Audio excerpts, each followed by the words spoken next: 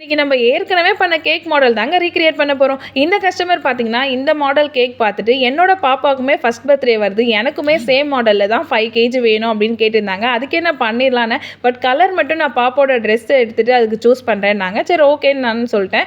அவங்க சொன்ன மாரியே கேக் வந்து 5 கேஜில ரெடி பண்ணியாச்சு. அண்ட் பாப்பாவோட ட்ரெஸ் கலர் இந்த கலர் தான் சொல்லியிருந்தாங்க. அதுக்கேத்த மாரி வந்து டபுள் கலர்ல அழகா ட்ரெஸ் எல்லாம் வந்து போட்டாச்சுங்க. அண்ட் இதே மாரியே பட்டாம்பூச்செல்லாம் அங்கங்க பறக்க விட்டுட்டு அண்ட் சேம் மாடலாவே இருக்கக்கூடாது. இதில நம்ம கொஞ்சம் டிஃப்ரெண்ட்டாக எதனா பண்ணலாம் அப்படின்ட்டு இந்த கலரில் ஹார்ட்டெல்லாம் வாங்கி அழகாக சைடில் மேலே அப்படின்ட்டு பார்பிக்கு முன்னாடி அந்தந்த ஹார்ட்டெல்லாம் அழகாக சொருகிட்டேங்க. அண்ட் இதில் வந்து ஸ்ப்ரிங்கிள்ஸ்லாம் போட்டு 1 நம்பர் டாப்பர், ஹாப்பி பர்த்டே எல்லாத்தையுமே வச்சுட்டு கேக்கோட ஃபைனல் லுக் பார்க்கவே அழகாக இருந்துச்சுங்க.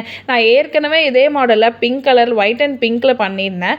அந்த வீடியோவுமே கீழே கொடுக்குறேன். கஸ்டமருக்குமே ரொம்பவே பிடிச்சிருந்தது ரொம்ப அப்படின்னு சொன்னாங்க.